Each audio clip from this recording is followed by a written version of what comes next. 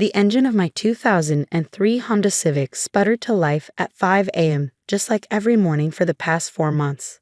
The windows were fogged from my breath, and my back screened from another night spent curled in the backseat. I wiped the condensation away to see the familiar view, the parking lot of the 24-hour gym where I showered each morning, pretending to be an early morning fitness enthusiast instead of what I really was, homeless. My name is Emma, and this is the story of how my family's cruelty became their downfall. 6 months ago, I lost my job at the marketing firm where I'd worked for 3 years. Budget cuts, they said. Last in, first out. Within 2 months, my savings were gone. By month 3, I'd sold everything valuable. By month 4, I was living in my car, too proud to tell anyone at first, then too desperate to care about pride. The morning I finally swallowed my shame and called my parents, I just spent a night in below freezing temperatures. My fingers were so numb I could barely dial. Emma? My mother's voice was surprised. It's early. Mom, I need help. The words tumbled out, job loss, eviction, living in my car.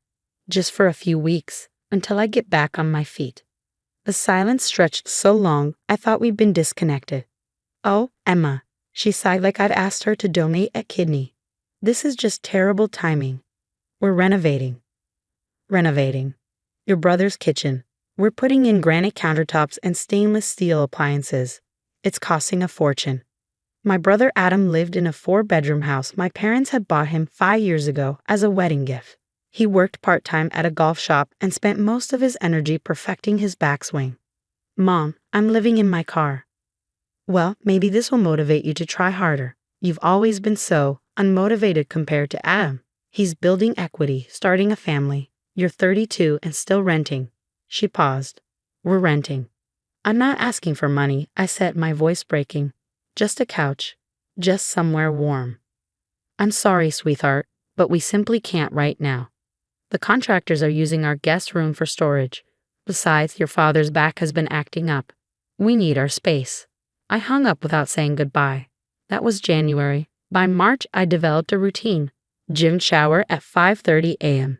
Job hunting at the library from 7 a.m. to 6 p.m. Dinner from the dollar menu. Sleep in the Walmart parking lot, rotating locations so security wouldn't notice. Repeat. I applied for over 200 jobs. I attended interviews in a suit I kept wrinkle-free in a garment bag, praying they wouldn't notice I'd done my makeup in a gym bathroom. I smiled and projected confidence while my stomach growled and my car's check engine light glowed like a threat. My parents, meanwhile, documented Adam's kitchen renovation on Facebook. Italian marble backsplash, custom cabinets, a wine fridge, chef-grade range. Post after post of my mother posing with contractors, Adam grinning beside his new appliances, while his wife Nicole uploaded photos to their dream home journey Instagram. The comments poured in, gorgeous. Parents of the year. Adam is so lucky to have you. I watched from the library computer, wrapped in my winter coat because I couldn't afford to run my car heater. Then came the morning that changed everything. It was a Tuesday in late March. I just arrived at the library when my phone rang, an unknown number. I almost didn't answer, assuming it was a debt collector, but something made me pick up. Ms. Walker? This is Patricia Reeves from the City Building Department. I'm trying to reach you regarding the property at 425 Maple Street. That was Adam's address. I'm sorry, but I don't live there, I said. That's my brother's house. Our records show you as a partial owner. I froze. That's impossible. Ma'am, according to the deed filed 5 years ago, the property is jointly owned by Adam Walker and Emma Walker. We've been trying to reach you about some serious permit violations, but the letters keep returning as undeliverable. My mind raced. Can you email me the documentation? 20 minutes later, I was staring at a computer screen in shock. There was my name clear as day on the deed to Adam's house. My parents had put me as co-owner. But why? And why haven't anyone told me? The answer came as I read through the permit violations, the renovations my parents were funding. Not a single permit had been pulled. No inspections. No approvals. According to the city, the work was illegal. But that wasn't the worst part. The inspection report, triggered by a neighbor's complaint about construction noise, had uncovered something far more serious. The contractor my parents hired, their golf buddy's son who gave them a family discount, had removed a load-bearing wall without supports. The kitchen ceiling was sagging. The entire second floor was at risk of collapse. And as co-owner, I was legally liable.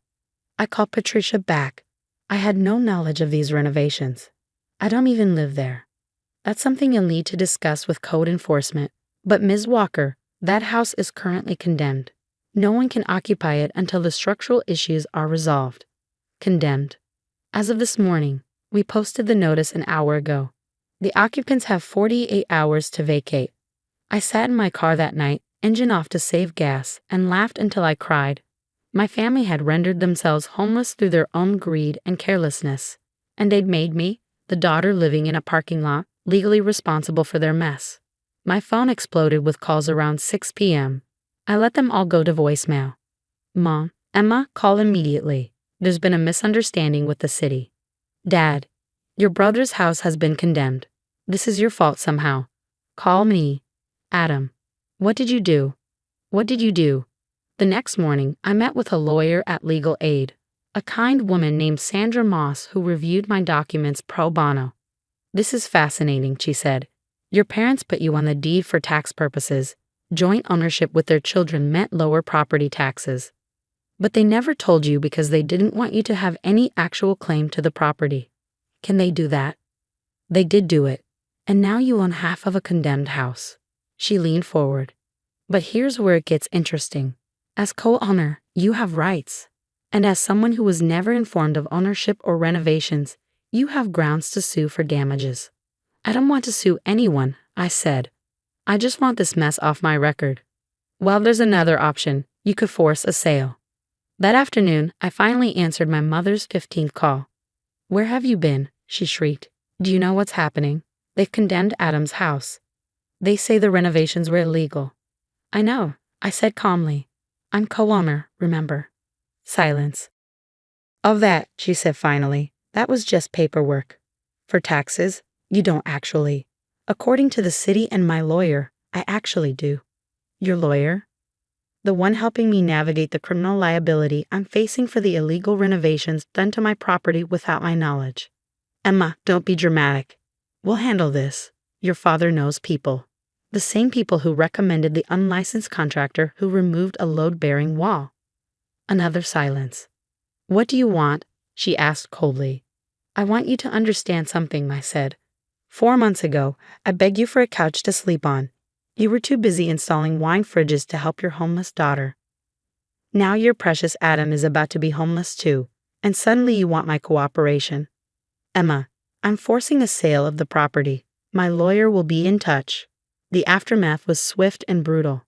Adam and Nicole had to move into a motel, the same chain where I'd spent a few nights when my car was too cold. The house required over $200,000 in repairs to be habitable again. My parents, having sunk their savings into illegal renovations, couldn't afford it. The city fined them $50,000 for the permit violations. The contractor disappeared with their money. Insurance wouldn't cover anything because the work was illegal. At the emergency family meeting held in my parents' living room, the same room where they'd refused me shelter, everyone turned to me. You have to stop this, Adam pleaded. It's my home. My kid's home. I begged for help when I had no home, I reminded them. Mom told me it would motivate me to try harder. That's different, my father interjected. You're single. No responsibilities. Adam has a family. I had a life too, a job I loved. An apartment, savings, I lost it all, and you didn't care. I stood to leave. By the way, I got a job offer yesterday, senior marketing position. The background check will show I co-own a condemned property, but my lawyer wrote a nice letter explaining the situation. My mother's face was stone. So you'll drop the forced sale? No, I need my share of whatever equity is left after the lands are settled. Turns out being homeless is expensive. I need first and last month's rent, a security deposit, furniture, a new car since mine finally died last week. You're destroying your brother's life out of spite, she said. No, you destroyed his life out of greed. You put my name on a deed without telling me to save a few thousand in taxes. You hired an unlicensed contractor to save money. You chose granite countertops over your homeless daughter. Every choice you made led here. The house sold at a loss. After the liens, fines, and legal fees, there wasn't much left. My share came to about $40,000, enough to start over but not enough to make anyone rich. Adam and his family moved in with my parents. The last I heard, all 5 of them were crammed into the same 3-bedroom house where they couldn't spare a couch for me. The same guest room that was too full of construction supplies now held 2 adults and 2 children. My parents don't speak to me anymore. They tell family I'm ungrateful, that I used a technicality to steal from my brother. They don't mention the nights I shivered in my car while they posted photos of Italian marble. I have an apartment now, nothing fancy, 1 bedroom, outdated kitchen, temperamental heater. But it's warm. It's safe. It's mine. Sometimes I drive past the gym where I used to shower, and I remember the woman who lived in her car, who believed she deserved so little that she apologized for asking for help. I remember the morning I called my parents, how small my voice sounded, how their rejection felt like confirmation of my worthlessness. But mostly I remember the city inspector who unknowingly saved my life. Because sometimes justice comes from unexpected places. Sometimes the people who refuse to help you end up helping you more than they ever intended. My brother texts occasionally, asking when I'll get over it, and help them figure out their housing situation. I never respond. They had a chance to help when I was desperate. They chose renovation over relationship, appearances over family. Now they're learning what I learned in that cold car. Karma might drive slowly, but it always arrives at the right address. And sometimes, just sometimes, it brings a building inspector with it.